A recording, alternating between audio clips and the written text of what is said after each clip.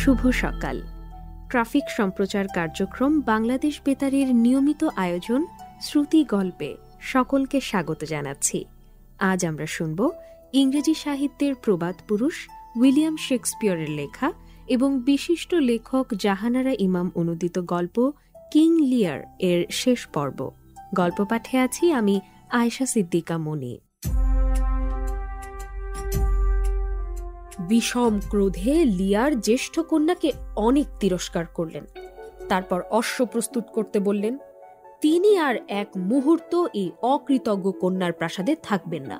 তার আরও একটি মেয়ে আছে, তিনি রিগানের কাছে চলে যাবেন। সেই মর্মে একটি চিঠি লিখে তিনি কাইয়াসকে দিয়ে রিগানের কাছে পাঠিয়ে দিলেন। কিন্তু গনেরিলও কম যায় না। সেও তড়িঘড়ি রিগানকে একটি চিঠি পাঠালো। তাতে লিখল, রাজা লিয়ার বৃদ্ধ বয়সে কি রকম অবিবেচক, বদমেজাজি এবং উপদ্রব স্বরূপ হয়ে উঠেছেন। তার 100 জন যোদ্ধা সহচরও গনেরিল এবং রিগানের পক্ষে হুমকি স্বরূপ। রিগান যেন লিয়ারকে কোনোভাবেই পাত্তা না দেয় এবং তার রক্ষী সংখ্যা কমাবার জন্য যেন চাপাচাপি করে। গনেরিল এই চিঠি পাঠিয়েই ক্ষান্ত রইল না। সে নিজেও রিগানের কাছে চলে গেল। রাজা লিয়ার রিগানের প্রাসাদে এসে দেখেন বোনের হাত ধরে গনেরিল সেখানে উপস্থিত। রিগান স্থির কণ্ঠে পিতাকে জানালো, সে এখন লিয়ার এবং তার 100 রক্ষীকে সমাদর করার জন্য প্রস্তুত নয়। লিয়ারের উচিত রক্ষী সংখ্যা কমিয়ে অর্ধেক করে বড় মেয়ের কাছে ফিরে যাওয়া এবং নির্ধারিত সময়টুকু সেখানেই কাটানো। রাজা লিয়ারের পরিচিত জগৎ তার চোখের সামনেই উল্টে গেল। এই কি কথা তিনি শুনছেন তার দ্বিতীয় কন্যার মুখে? এই মেয়ে দুটি কি তাকে মাত্র কয়েক সপ্তাহ আগে পৃথিবীর সর্বোত্তম ভালোবাসার কথা শুনিয়েছিল? সেই একই মেয়ে দুটি কি এই রকম নিষ্ঠুর বাক্য কঠিন মুখ করে শোনাচ্ছে?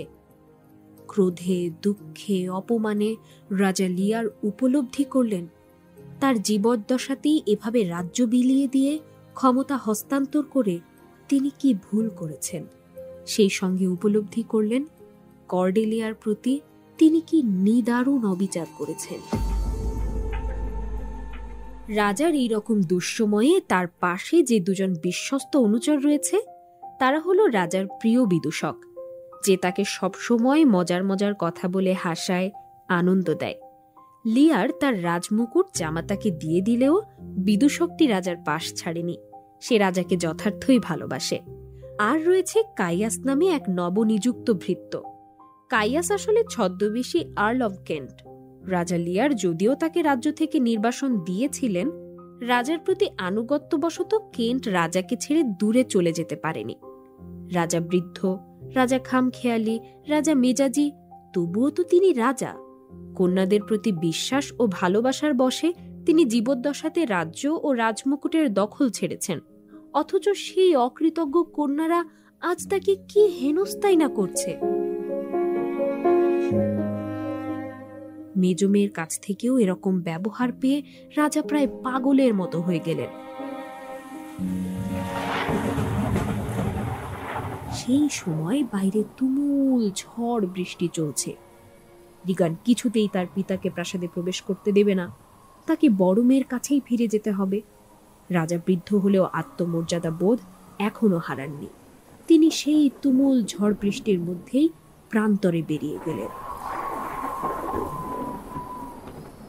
ঝড় বৃষ্টির রাতে রাজা লিয়ার এক চালা ঘরে এসে আশ্রয় নিলেন। সেখানে বসবাসকারী এডগারকে দেখে রাজার বিদূষক প্রথমে ভয় পেয়ে যান। এডগার পাগলের অভিনয় করার জন্য কোমরে শুধু একটা কম্বল জড়িয়ে থাকায় বিদূষকটি প্রথমে ভেবেছিল ওটা একটা ভূত বা প্রেত। পরে এডগারের কথা শুনে আশ্বস্ত হলো ওটা নেহাতি একটা পাগল। রাজা লিয়ার তাকে জিজ্ঞাসা করলেন, তুমিও কি তোমার মেয়েদের সব দান করে দিয়ে এই রকম নিঃস্ব হয়েছ? মেয়েদের নিষ্ঠুর ব্যবহারে লিয়ারের মন এমনই ভেঙে গিয়েছে যে তিনি উন্মাদ হওয়ার পর্যায়ে চলে গেছেন। কেন্ট তাকে দেখছে আর ভীত হচ্ছে। কি করে রাজাকে এই দুর্দশা থেকে উদ্ধার করবে সেই চিন্তায় সে অস্থির। সে ইতোমধ্যেই যেসব খবর সংগ্রহ করেছে তাও বেশ বিপজ্জনক। গনেরিল ও রিগানের ষড়যন্ত্রের ফলে লিয়ারের জীবনও এখন আর নিরাপদ নয়। যত শীঘ্র সম্ভব রাজাকে এখান থেকে সরিয়ে নিয়ে যাওয়া প্রয়োজন। কিন্তু রাজা যেরকম সম্পূর্ণ উন্মাদ হয়ে গিয়েছেন, তাতে তাকে বুঝিয়ে সুঝিয়ে অন্য কোথাও নিয়ে যাওয়া খুবই কষ্টসাধ্য ব্যাপার। গ্লস্টার কেন্টের সাহায্যে এগিয়ে এলেন। তিনি রিগান ও তার স্বামী কর্নওয়ালের নিষেধ অগ্রাহ্য করে রাজাকে তার প্রাসাদে নিয়ে গেলেন। এই কাজে তাকে বেশ বেগ পেতে হলো। কজন অনুচর মিলে রাজাকে বেশ ঠেসে ধরে তবে প্রাসাদে আনতে পারল। প্রাসাদের ভেতরে এসে লিয়ার এক কাল্পনিক রাজ দরবার বসিয়ে তার বড় দুই মেয়ের বিচার করতে শুরু করলেন। তার এই বদ্ধ উন্মাদ অবস্থা দেখে বিশ্বস্ত আর্ল অব গ্লস্টারের চোখ অশ্রুপূর্ণ হয়ে উঠল। তিনি আর্ল অব কেন্টকে বললেন রাজাকে ডোভারে নিয়ে যেতে। সেখানে অন্তত রাজার প্রাণের ভয় থাকবে না। তারপর সেখান থেকে ফ্রান্সের রানী কর্ডেলিয়াকে সংবাদ প্রেরণ করা মোটেই কঠিন হবে না, কারণ ডোভার ফ্রান্সের কাছাকাছি ব্রিটেনের সীমান্তে অবস্থিত। ডোভারের পরেই ছোট একটি চ্যানেল পার হয়ে সীমান্ত শুরু হয়। ওদিকে গনেরিল যখন সংবাদ পেল যে রাজা লিয়ার সীমান্তবর্তী শহর ডোভারে পৌঁছেছেন, তখন সে নিজেদের নিরাপত্তার সম্বন্ধে আতঙ্কিত হয়ে সিদ্ধান্ত নিল লিয়ারের বিরুদ্ধে যুদ্ধযাত্রা করতে হবে। এই মর্মে সে যখন বোন রিগানের কাছে খবর পাঠাতে যাবে, তখন শুনল ভগ্নিপতি কর্নওয়াল মৃত্যুবরণ করেছে। তখন সে এডমন্ডের সাহায্যে এই যুদ্ধযাত্রার জন্য প্রস্তুত হল। গনেরিলের স্বামী ডিউক অব আলবেনি সবসময়ই রাজা লিয়ারের প্রতি অনুগত ছিলেন এবং স্ত্রীর এই নিষ্ঠুর আচরণ কখনোই সমর্থন করতেন না। তিনি মনে মনে স্থির করলেন রাজা লিয়ারকে সাহায্য করবেন। ফ্রান্সের রানী কর্ডেলিয়া বেশ সুখ এবং সম্মানের সঙ্গেই জীবনযাপন করছিল। কেবল পিতার কথা মনে হলে তার বুকের ভেতর একটি ব্যথার কাঁটা খচখচ করত। হঠাৎ একদিন সে খবর পেল তার পিতা খুব কাছে ফ্রান্স সীমান্তের ওপারেই ডোভারে রয়েছেন।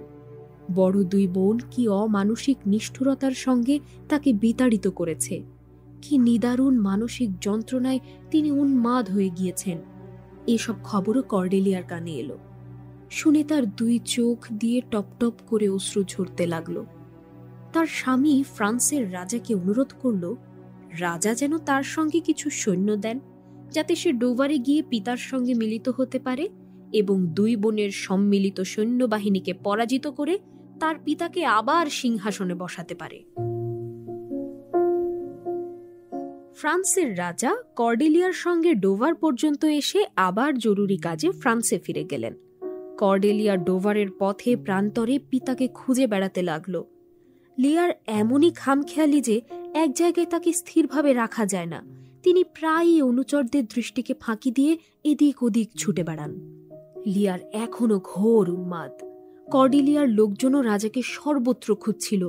তাদের মধ্যে কয়েকজন মাঠে এসে রাজার দেখা পেল এবং বেশ কায়দা করে রাজাকে নিয়ে গেল কর্ডেলিয়ার শিবিরে। কর্ডেলিয়ার চোখের পানি চেপে মমতা ও যত্নের সঙ্গে অসুস্থ পিতার সেবা করতে লাগল। চিকিৎসকের যথাযথ ঔষধ প্রয়োগে এবং কর্ডেলিয়ার সেবা যত্নে রাজা লিয়ার ধীরে ধীরে সুস্থ হয়ে উঠতে লাগলেন। কিন্তু রাজা লিয়ারের ভাগ্য নিতান্তই খারাপ।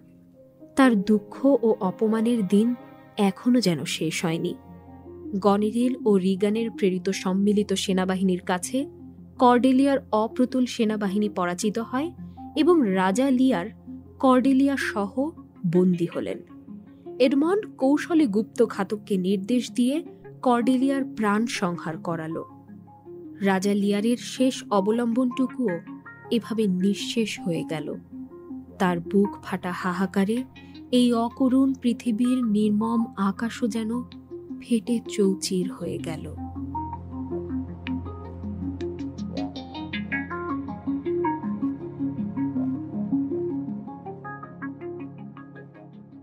সুপ্রিয় শ্রোতাবৃন্দ, এতক্ষণ শুনলেন ইংরেজি সাহিত্যের প্রবাদ পুরুষ উইলিয়াম শেক্সপিয়রের লেখা এবং বিশিষ্ট লেখক জাহানারা ইমাম অনুদিত গল্প কিং লিয়ার এর শেষ পর্ব। পরবর্তী পর্ব শোনার আমন্ত্রণ জানিয়ে আজ এখানেই শেষ করছি। সকলের জন্য রইল অশেষ প্রীতি ও শুভেচ্ছা।